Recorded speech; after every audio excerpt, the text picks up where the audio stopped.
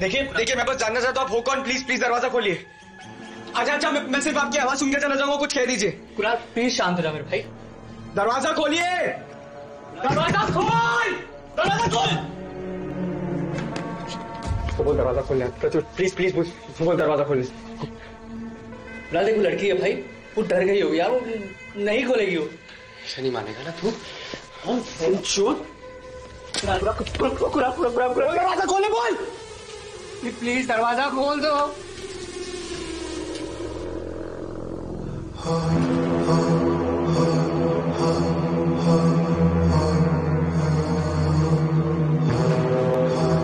कुणाल मेरी बात सुन। मैं तुम्हें बताने ही वाली थी कुणाल।